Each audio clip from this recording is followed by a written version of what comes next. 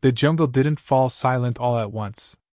It happened the way storms stop, uneasy, shivering, as if the air itself were listening for something it didn't understand. Cadet Mara Keen noticed it before anyone else. She'd been walking at the rear of the formation, swatting curious beetles off her arm while Lieutenant Varkh shouted instructions in the guttural cadence of his species. The rest of the mixed species cadet team, 20 recruits from 7 worlds, were too busy complaining about humidity to realize that the jungle's song had gone flat. Until the drums of insect wings ceased. Until the canopy predators quit chattering. Until even the riverside's ever-hungry ripwings lowered their beaks beneath the water and froze. Mara stopped mid-step, her boots sinking an inch into black loam. The others kept moving until her stillness spread backward like a wave. "Cadet Keen?" Lieutenant Varkh's 3 amber eyes blinked, slitted pupils narrowing. "Is there a malfunction in your locomotion?" "Sir," she whispered, scanning the shadows. "The forest just shut up." That earned her a dozen confused glances from species who had never grown up on Earth, where silence in the wild wasn't peace, it was warning. The lieutenant inhaled through his gill vents. "Atmospheric anomalies are common in this biome. Continue march." "No, seriously," Mara muttered. "When the forest goes mute, something big's about to." A sound rolled through the air, low, slow, heavy. It wasn't quite a roar. More like the throat of the world clearing itself. The vibration rippled through her chest, down her spine, and even the trees seemed to lean away from the source. Several cadets raised their weapons.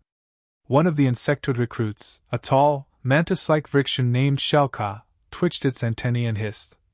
"Seismic anomaly approaching. Direction, south quadrant." The lieutenant gestured. "Form perimeter. Visual acquisition only. Do not engage until..." The undergrowth ahead exploded. A creature larger than any training file had predicted lumbered into view, a tangle of muscle and vine-colored fur, 6 legs planted like pillars, each step sinking deep enough to flood the footprints. Its skull bore ridges that looked like carved obsidian, and its golden eyes burned with an intelligence that made Mara's heart squeeze. The lieutenant barked orders, but the words melted under the animal's presence. Every cadet froze, instinct, awe, and terror binding them together. The creature stopped, nostrils flaring. And then, it turned its head toward Mara. Her pulse spiked. "Oh no! Don't you look at me like that!" The creature exhaled, a slow gust that smelled like crushed ferns and thunder. One of the cadets panicked. A plasma rifle hummed. The lieutenant shouted, "Hold fire!" But too late, the bolt flashed across the air, striking a nearby tree instead of flesh. The explosion of heat and ozone sent birds scattering, if there'd been any left to scatter. The creature didn't attack. It blinked once, snorted, and dropped to one knee-like limb, watching. Varkh hissed through his fangs. "That is a Koidich prime. Supposedly extinct on this continent. If it charges, we will all perish." Mara squinted. "Extinct? Maybe it didn't get the memo." A ripple of nervous laughter fluttered among the group, quickly dying as the lieutenant shot them a glare. "This planet is part of your survival assessment," Varkh reminded them, his voice rough. "The exercise is simple. Navigate through this jungle to the extraction ridge by dawn. No interference from instructors. No rescue signal. Your survival reflects your adaptability." "Uh-huh," Mara muttered. "And what's the score if the wildlife wants to debate who's top of the food chain?" Varkh ignored her. "Form defensive positions. Thermal cloaks engaged." The cadets obeyed, cloaks humming as they bent light around their forms. But the creature didn't move. It simply stared, unblinking, like a statue of some jungle god. Time stretched. Then, with deliberate slowness, the creature lowered its body even further, chest brushing soil, chin near its claws. Every being present recognized submission posture. The lieutenant blinked all 3 eyes in disbelief. "It's bowing?" That's when the real silence fell, the heavy kind, the one that presses thought into your bones. "Maybe it's got respect for command structure," Mara said lightly, though her throat was tight. Varkh hissed. No creature of that intelligence bows to strangers. Maybe it does, Mara said. If it's not bowing to strangers. The lieutenant turned his amber gaze on her. Explain. She shrugged. Maybe it recognizes something familiar. I mean, we're both apex predators, right? That earned her a few incredulous stares. One of the reptilian cadets muttered, Humans and their delusions. Mara didn't answer. She just stepped forward. Varkh's hand shot out. Cadet! Maintain position! But she didn't stop. She moved like someone walking through a dream, boots sinking into soft moss, heart hammering so hard she could feel it in her teeth. The Koigich's gaze followed her the entire time. When she stopped a meter away, the creature's breath stirred her hair. Its eye, bigger than her entire helmet, blinked once. You're not gonna eat me, are you? She murmured. The creature's nostrils flared. It tilted its head, studying her. Then, impossibly, it made a sound, not a growl, not a roar, but something softer. A hum. The same low-frequency hum she'd used on Earth when calming her father's old guard dogs. Her brain short-circuited for a beat. Oh, you've got to be kidding me. Mara took off her helmet. The lieutenant shouted. Keen! That atmosphere! I'll survive, she called back. Humans have weird lungs, remember? Air thick as syrup filled her lungs.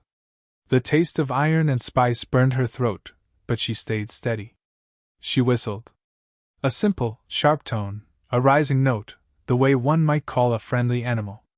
The creature twitched, leaned closer, and then exhaled a deep rumble that rolled through the canopy.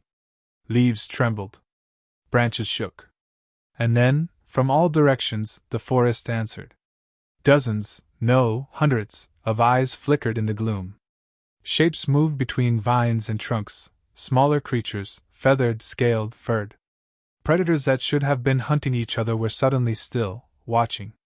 Every one of them lowered themselves to the ground. Bowing. The cadets stood petrified. Mara swallowed hard. Okay, didn't mean to start a cult. Shellcock clicked its mandibles. The ecosystem is synchronizing. Impossible. Varkh whispered something in his native tongue, a prayer or a curse, Mara couldn't tell. The Koigach lifted its head slightly, looking at her again, then made a rumbling sound that almost resembled speech. Its tone vibrated through her chest in strange patterns, almost like words made of thunder. Her translator implant buzzed uselessly. Unregistered phonemes detected. She crouched, meeting its gaze. I don't understand you. The Koigach blinked slowly, then extended one enormous paw. Resting on its claw was something small, a dull, metallic sphere half buried in mud. She reached out carefully, brushing the dirt away. The moment her fingers touched it, her visor displayed a flickering readout, ancient text signature detected, Pre-Federation. Mara's brow furrowed. You've been carrying this? The creature snorted. Varkh shouted. Cadet, fall back! But Mara shook her head. No. It wants us to see something. She turned the orb in her palm. The metal warmed, pulsing faint blue. Images flickered, trees, fire, shadows of creatures kneeling before humanoid figures that looked almost human. The lieutenant took a step forward, stunned. Those are early Terran explorers. Mara's mind spun. You mean, humans were here before? Millennia ago, according to this record. But this world was only catalogued 2 centuries back. She glanced at the Koigach. So they remembered us. The creature huffed, as if affirming. The forest remained still. No creature moved. Even the wind seemed to pause to listen. Mara let the orb dim and looked up at the colossal being. Guess your people didn't forget what mine did for you. Varkh approached cautiously. Keen, whatever ritual this is, end it. Our mission was survival, she finished. Looks like we just got an upgrade. She stood, still holding the orb. The Koigach lowered its head again. She hesitated for a heartbeat, then reached out and pressed her palm against its brow. A surge of warmth flooded her nerves, images, sounds, flashes of memory that weren't hers. A world burning. humans in old-style suits leading herds of terrified beasts to safety. A bond formed in desperation. Then the vision snapped away, leaving her breathless. She stumbled, catching herself against the creature's flank. Varkh barked orders again, calling for retreat, but no one moved. The cadets were frozen, half in awe, half in confusion. The Cadet rose, towering above them once more, and turned its gaze toward the deeper jungle. It rumbled something, short, almost like a command. And the other creatures, hundreds of them, began to move, not toward the cadets, but away, forming a path. Mara exhaled slowly. "Well, Lieutenant, looks like the jungle's rolling out the green carpet." He stared at her, then at the path lined with kneeling beasts. "This is beyond protocol." "Yeah," Mara said, managing a grin. "But I think protocol's a little behind evolution right now." The lieutenant's frills flattened in frustration, but he said nothing. The team followed, moving hesitantly along the path the beasts had cleared. As Mara walked beside the towering Cadet, she couldn't help glancing up at it. It moved silently, each step measured, as if matching her pace. "Why me?" she whispered, not expecting an answer. The creature only rumbled, a sound like distant laughter. Above them, sunlight speared through the canopy in broken shards, glinting off the metallic orb in her hand. Somewhere deep within the jungle, something else stirred, watching, waiting. The forest might have bowed, but Mara knew silence wasn't peace. It was the pause before the next test began.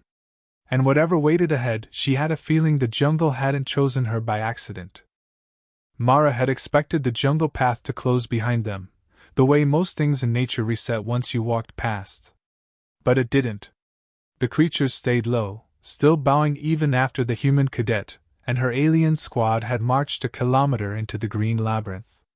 The silence followed them, a strange, reverent kind that made every footstep sound like a violation. She wanted to crack a joke, something about leading her first parade, but the look on Lieutenant Varkh's face killed the impulse. The Trinix officer's scales had gone pale gold, a sign of deep stress. His claws twitched near his plasma sidearm as if he couldn't decide whether to worship the human or arrest her. When the first comms ping finally returned, he latched onto it like a drowning man grabbing a rope. "Cadet Keen," he snapped, "you will submit that artifact for analysis." Mara held up the small metallic orb, still faintly glowing. "With respect, sir, the big lizard out here seems kinda protective of it. You sure you want to test his patience?" The Cadet rumbled beside her, a sound that wasn't quite approval but wasn't hostile either. Its golden eyes flicked toward Varkh, and the lieutenant visibly reevaluated his plan. "Protocol dictates." "Protocol didn't plan for worshipful megafauna," Mara interrupted. "We can scan it later, yeah? When we're not one wrong move away from extinction." The other cadets pretended to be fascinated by their boots, unwilling to side with either authority or whatever godlike power had apparently decided the human was its chosen representative. Shelka, the insected Vrixian, clacked its mandibles nervously. "Our sensors indicate a spike in electromagnetic activity ahead.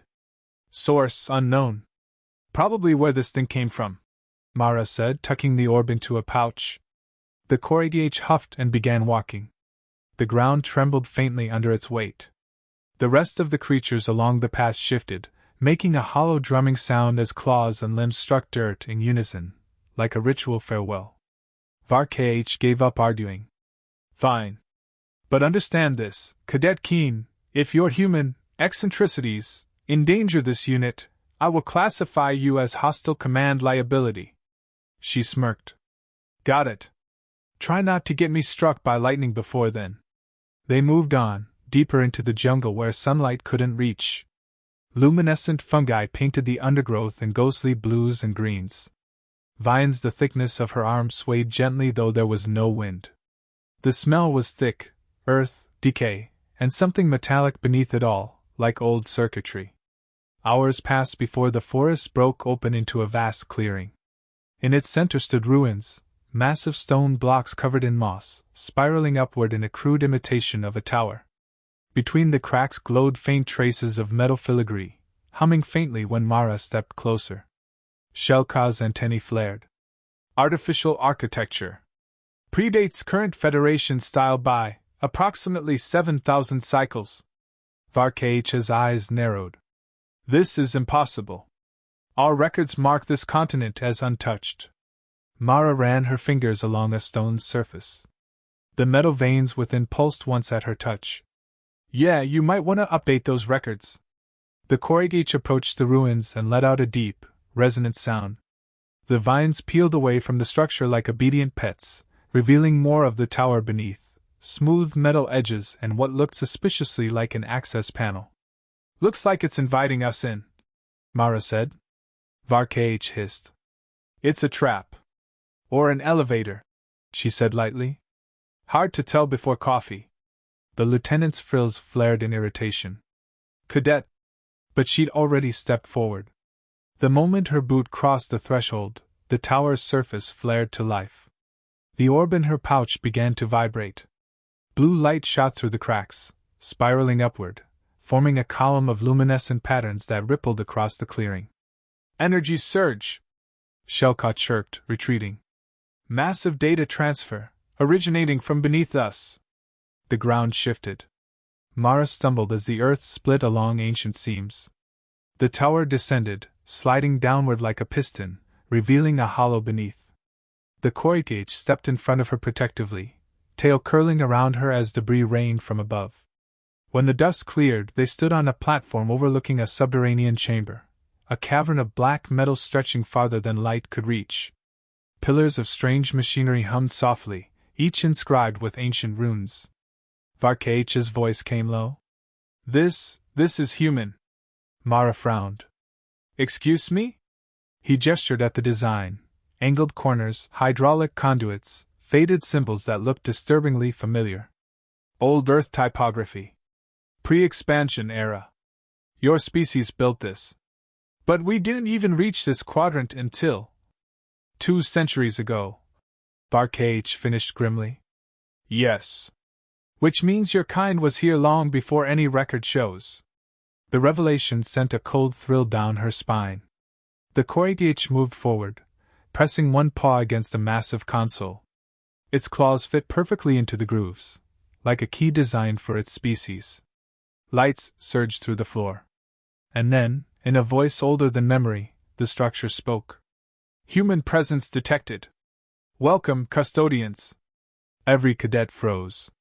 The voice came from everywhere and nowhere, calm and feminine, with a hint of distortion.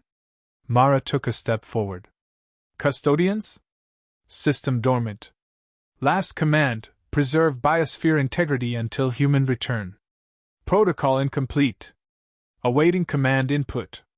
The lieutenant looked at her. What does it mean, until human return? She swallowed. It means, we left something behind. And it waited. The voice spoke again. Identify authorized user. Mara hesitated, then glanced at the Korigich. It bowed its head toward her. She stepped closer. Cadet Mara Keen, United Terran Fleet Academy. Human biological signature confirmed. Chain of command re-established.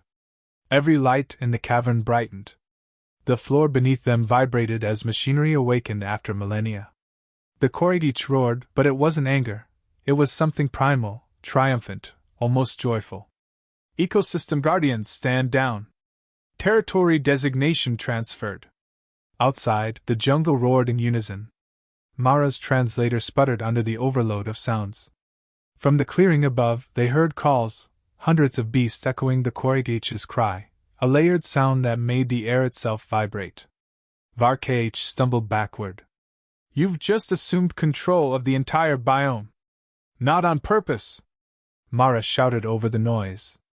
I didn't even know we had a biome to control. Awaiting directive, custodian. The voice cut through the chaos. All eyes turned to her. She looked helplessly at the lieutenant. You're the ranking officer. Not in this facility, he said, his voice hollow. You're human. It listens to you. Mara exhaled, trying to steady her voice. Directive, maintain peaceful interaction with current sentience. Non-hostile status. The hum shifted pitch. Directive accepted. The tremors ceased. The jungle above went quiet again, peaceful this time. The lieutenant was staring at her like she'd grown a second head. Cadet Keen, do you have any comprehension of what you just did? She rubbed her forehead. Not yet. Ask me after a nap. Shelka's antennae twitched. We are inside a functioning pre-Federation terraforming station. If it recognizes her as command authority, she may have control over atmospheric systems, wildlife behavior, and even climate modulation. Neat, Mara said weakly.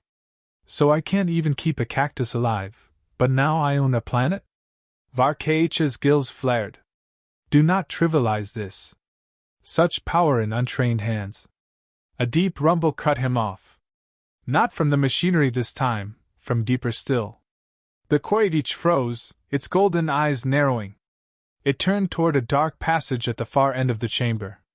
From that shadow came movement, slow, deliberate, heavy. Unauthorized entity detected. The voice had gone cold. Varkeich raised his weapon. Contact approaching. Mara grabbed his arm.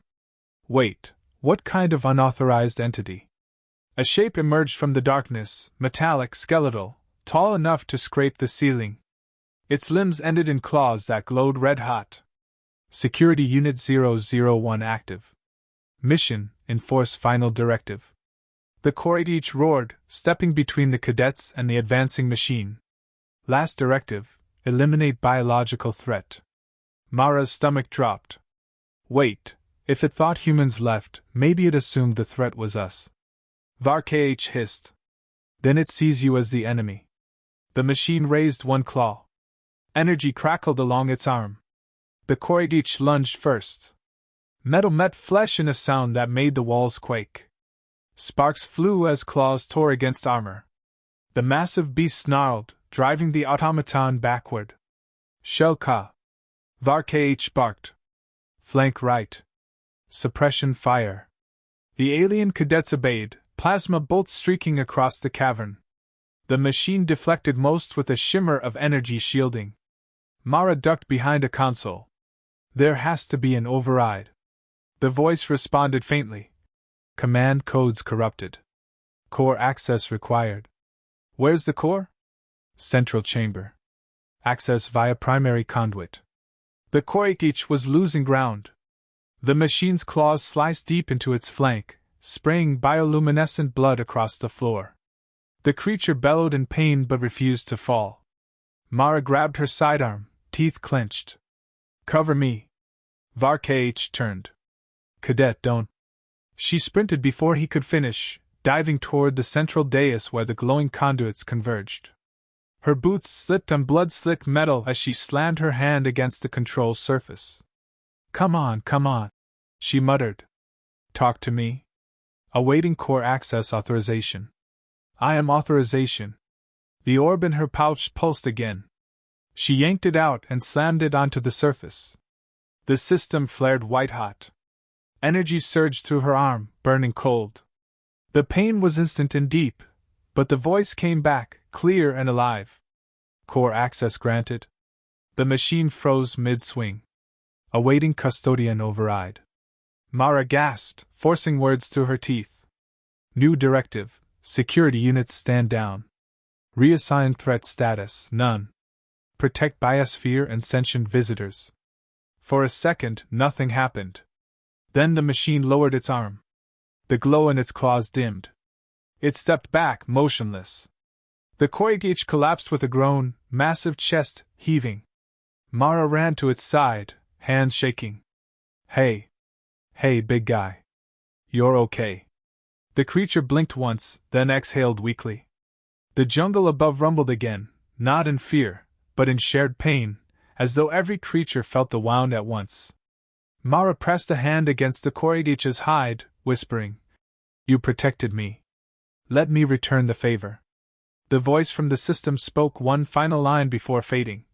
Custodian recognized. Ecosystem aligned. Awaiting further instruction. The chamber lights dimmed. Varkeich approached, silent for once. You may have just inherited a world, Cadet Keen. Mara didn't answer. She just looked up at the tower's dark ceiling, the pulse of machinery now in rhythm with her own heartbeat, and wondered if being bowed to by the jungle had only been the beginning. The Korytech's breathing was shallow but steady. Its golden eyes followed Mara even as the other cadets tried to stabilize its wound with field gel. Every time one of them got too close, the beast growled, not in threat, but in warning, let her handle it. Mara pressed a bandage of synth fiber across the bleeding flank, her palms sticky with iridescent blood. You're too big for medkits, pal, she muttered. You ever heard of moderation? The Korytech made a low rumble that might have been laughter, or pain. Maybe both. Lieutenant Varkage stood nearby, posture rigid, triple eyes fixed on the shadows beyond the flickering lights. Keen. The system may have obeyed your override, but this place is far from stable.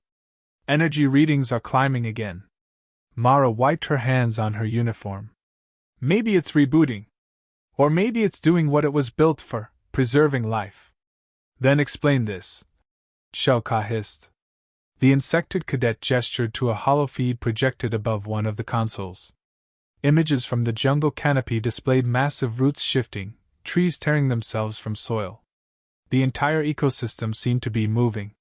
Mara's heart thudded. It's responding to the damage. Healing. Varkage's claws tapped against his sidearm. No, Cadet. It's preparing for war. Before she could reply, the ground trembled. A deep vibration rolled through the cavern, rattling the metal. The air thickened with static. From the far end of the chamber, another aperture began to open, one even larger than the one that had released the first security unit. But this time, the voice of the system was absent. No calm announcement, no guidance. Just mechanical growls echoing through the dark. The Korytech heaved itself upright with a roar. Every panel in the walls flashed red. Varkage shouted over the rising hum. Defensive formation! Keen, find out what you triggered! She darted toward the central console. The orb glowed against her hip like a heartbeat. The screen showed cascading lines of alien code, half corrupted, half reactivated. One message pulsed across the main display. Protocol Omega, final sentinel initiated. Her stomach dropped. That doesn't sound like a tea party. Shelka's voice clicked. Omega units, planetary purgers. Designed to erase contaminated biomes before reseeding. This station believes the planet itself is compromised. Compromised? Mara echoed. By what? Varkage's voice was grim. Us. A deafening roar shook the chamber. Something immense moved beyond the aperture, larger than the Korytech, larger than any living thing had a right to be. A claw of metal and light scraped against the archway, showering sparks. Then came a second claw, and a head, serpentine, plated in armor the color of molten steel. The final sentinel emerged, dragging its coiled body behind it.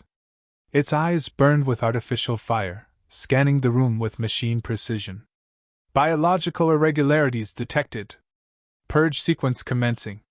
Mara drew her weapon, though it felt absurd, a pistol against a god. You've got to be kidding me! Varkage opened fire, plasma bolts streaking across the chamber. The shot struck the sentinel's armor, and vaporized harmlessly. Shelka leapt sideways, mandibles clattering in alarm. The Korytech roared and charged. It slammed into the machine's flank, claws scraping sparks, tail lashing like a whip. The sentinel responded with a beam of searing energy that carved a molten trench through the floor. The shockwave threw Mara backward. She hit the ground hard, visor cracking, lungs empty. When her vision cleared, the Korytech was on the floor, its flank smoking. The machine reared up, head lowering to strike again. No! She screamed, scrambling forward. Stop! You were built to protect life! The sentinel's burning gaze locked on her. Correction, preserve designated genetic baseline. Eliminate deviation. Her blood ran cold. Deviation, meaning evolution. Meaning everything that changed since your last update. The machine's chest opened, revealing a pulsing reactor core. The light within was blinding. Varkh grabbed her arm. We have to fall back. No, she said, wrenching free. This thing won't stop. If it purges the biome, it kills everything. She ran for the console again, ducking under collapsing debris. The system flickered to life under her touch. System, listen to me. Override Omega. Silence. System. A faint whisper answered through static. Custodian override locked. Key synchronization required. Her eyes darted to the orb. It was glowing brighter now, pulsing in sync with her heartbeat. Mara! Varkh shouted. It's charging again! She looked up. The Sentinel's reactor was spinning faster, heat shimmering around it. She took a deep breath. Okay, fine. Let's dance. Mara sprinted toward the corrugate. The wounded creature lifted its head, eyes burning with pain but still defiant. You still with me? She asked. It rumbled faintly. She lifted the orb. I think this thing needs both of us. The corrugate blinked once, as if understanding. It pushed itself upright, blood dripping down its scales. She climbed onto its back, gripping the ridge of its neck as it faced the Sentinel once more. The machine fired. The beam lanced across the room, but the corrugate leapt, impossibly fast for something its size. The energy grazed its flank, searing flesh, but it kept going. Mara held up the orb. The light expanded, wrapping them both in a cocoon of blue energy. The beam struck and bent. The air rippled like water. The Sentinel's voice distorted. Unauthorized interference detected. Genetic synchronization anomaly. Yeah, Mara gasped. Call it friendship, you metal idiot. The orb pulsed again, faster, stronger.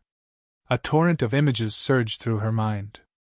Ancient humans walking beside beasts like the corrugate. Hands pressed to foreheads in mutual trust.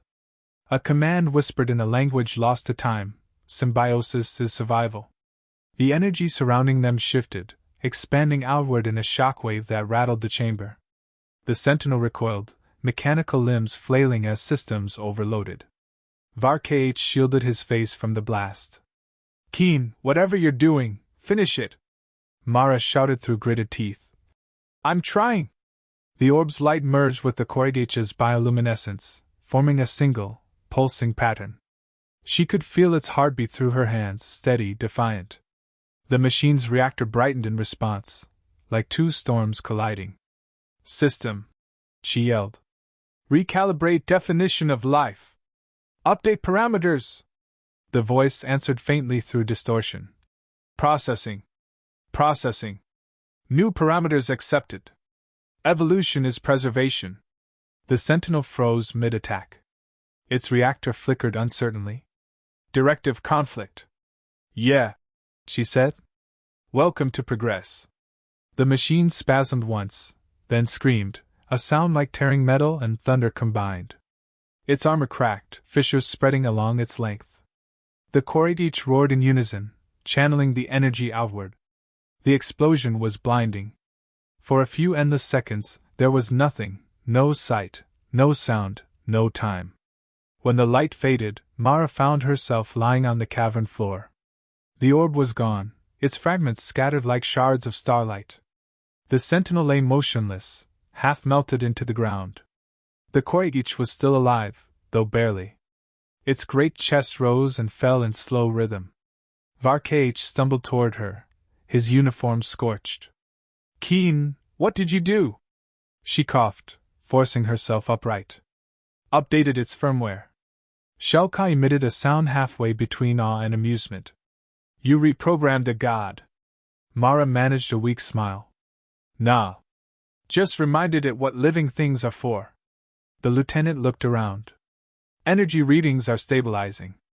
The system is calming. The cavern's lights dimmed to a soft gold. The voice returned, gentle again. Custodian directive complete. Preservation ensured. Sentinel decommissioned. Mara sagged in relief. The corrugate lowered its head beside her, eyes half-lidded. She reached up and pressed her palm to its snout. You're not allowed to die, got it? I still owe you steak. Or whatever the alien version is. Its nostrils flared weakly, agreement. The jungle above began to stir again. Through cracks in the ceiling, sunlight poured in. Birds, real ones, took flight for the first time since silence fell. The hum of life returned, cautious but vibrant. Varkage looked at her, expression unreadable. The system recognizes you as custodian. It will likely respond to your commands permanently. Lucky me, she said softly. Guess I've got a planet to babysit. The lieutenant inclined his head, a gesture of rare respect. You have done what entire fleets failed to accomplish, Cadet Keen. You earned that silence. Mara smiled faintly. Yeah. Let's try not to break it again. As the cadets began setting up evac beacons, she looked once more at the fallen sentinel.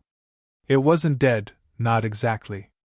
The faint pulse of light within its core suggested dormant awareness. And deep down, she knew this wasn't over. Whatever ancient humans had started here, whatever bond they'd forged between their species and this world, it had left a mark, one powerful enough to shape the jungle itself. She looked up at the shaft of sunlight cutting through the chamber and whispered. You waited for us. We came back. The Koidich exhaled, a deep, resonant sound that rolled through the cavern like a promise. And for the first time since the jungle had fallen silent, Mara heard laughter in the leaves above, soft, distant, alive. But beyond that peace, far deeper underground, hidden machinery began to hum again. New circuits came online. The voice of the system whispered faintly, almost to itself. Custodian verified. Preparing final phase. Mara didn't hear it. She was already walking toward the light, the Koidich following behind her like a living mountain, leaving the broken god to dream in silence. The jungle didn't breathe, it listened. Every vine, every glint of dew, every set of eyes hidden in the canopy seemed to hang on the silence surrounding the small clearing. The air shimmered with tension and the scent of ozone, as if the storm of everything that had just happened still lingered. Arlen stood at the center, his palms still glowing faintly from the resonance pulse that had just swept through the forest. Around him, the beasts, the towering tusked grazers, the six-legged mantis lions, even the shimmering veil serpents, remained lowered in something close to reverence. Captain Vex, who had been many things in his long command, terrified, impressed, angry, occasionally even proud, was currently all of them at once. His mandibles clicked involuntarily. Human cadet, he said finally, voice dry and rasping. In the name of the Galactic Academy, would you mind explaining how you just made half of the ecosystem kneel? Arlen blinked. He said, brushing off a patch of mud that had the gall to stick to his boot. Respectfully, sir, I didn't make them do anything. I just asked nicely. Somewhere in the treetops, a chittering chorus rolled through the branches, a sound like laughter, like leaves applauding. Vex's mandibles worked in silent disbelief. You asked nicely? Yup. Arlen gave the enormous tusk beast nearest him a reassuring pat.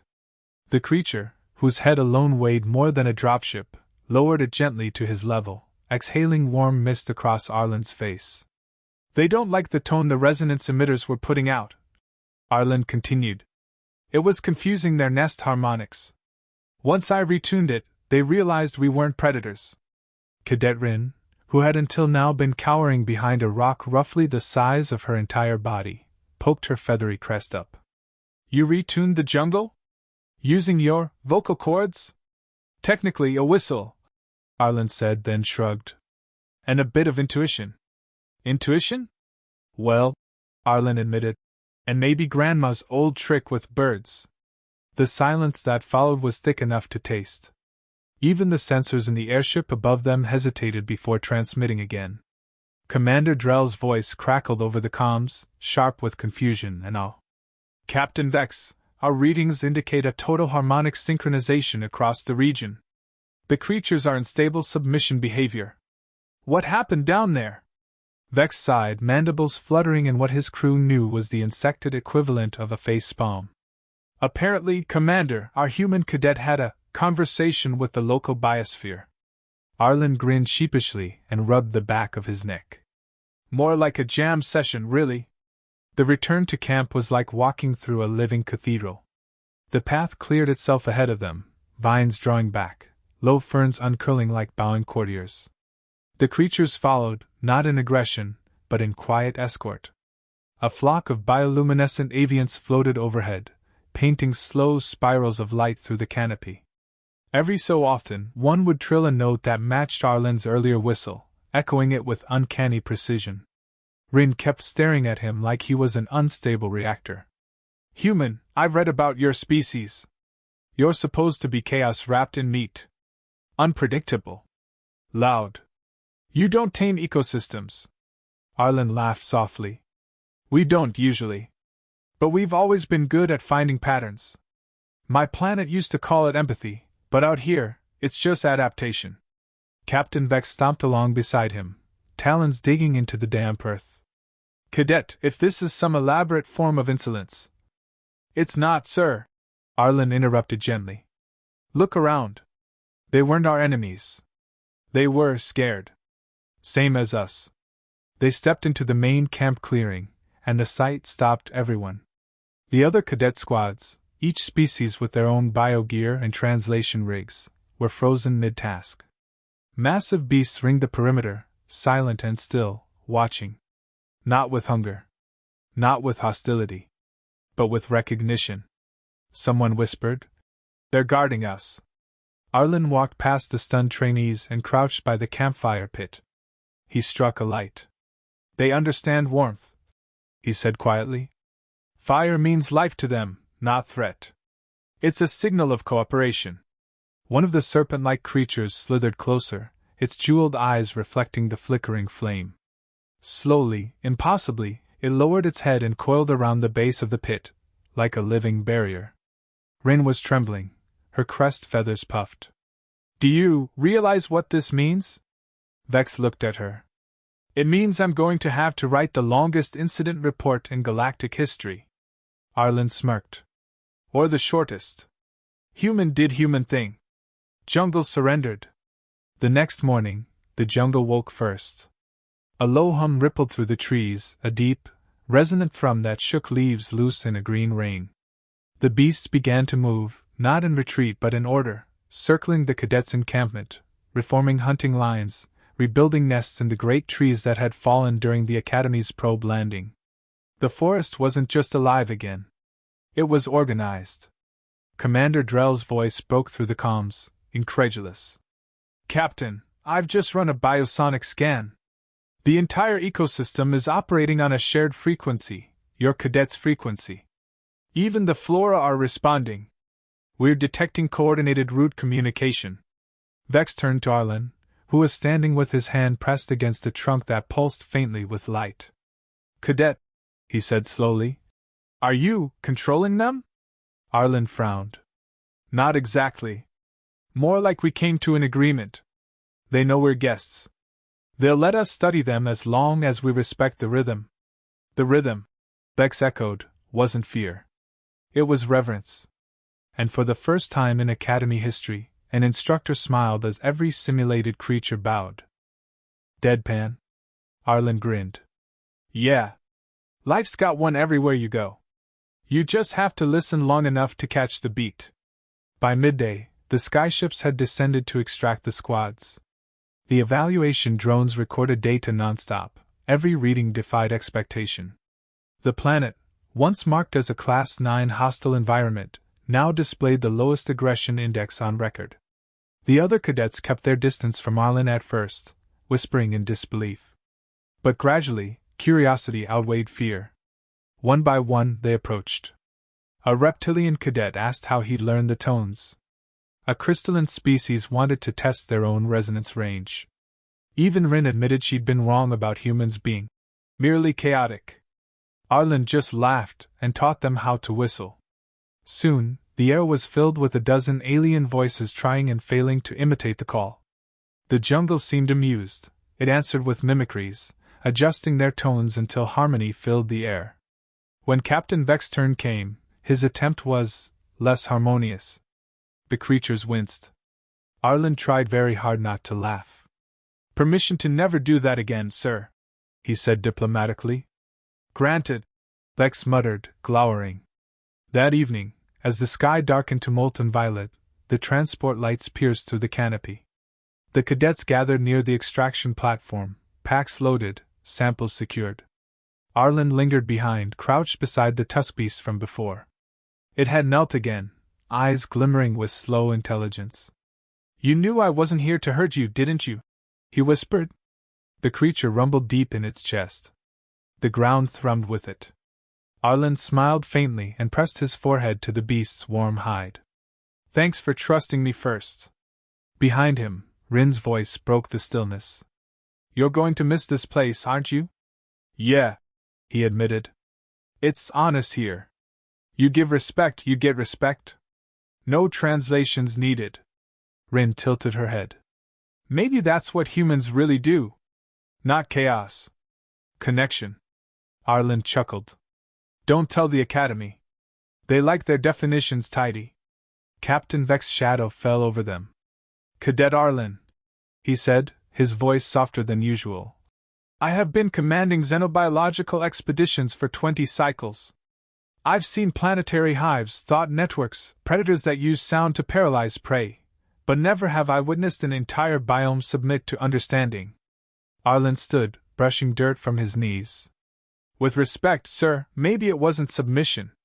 Maybe they were just waiting for someone to listen first." For a long time, Vex didn't answer.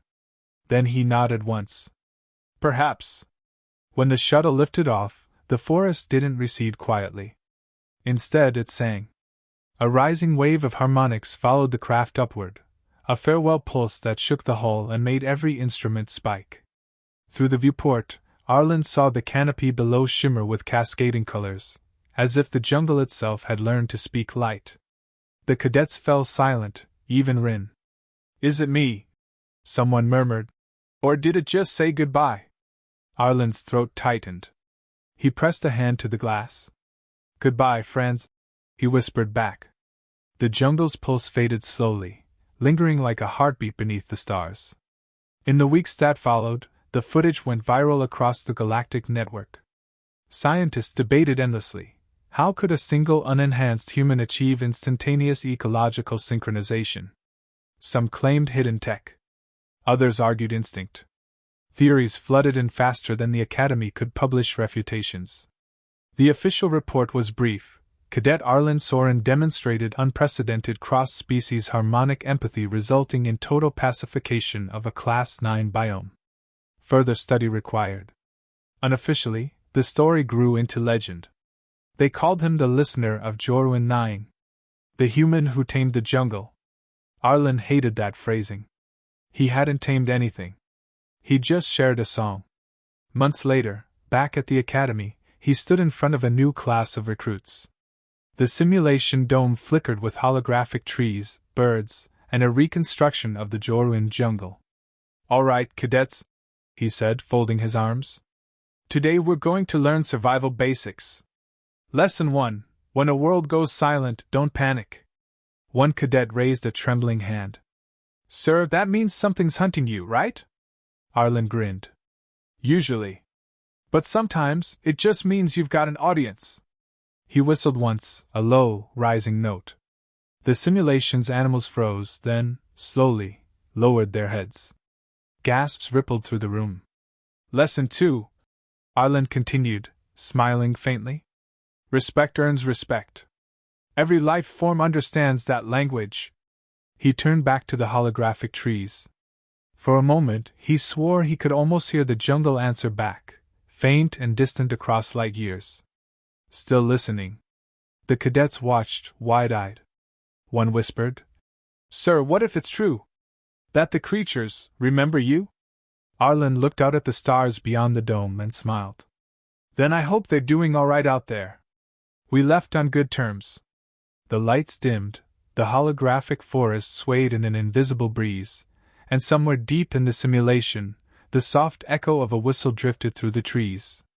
The jungle fell silent once more, but this time,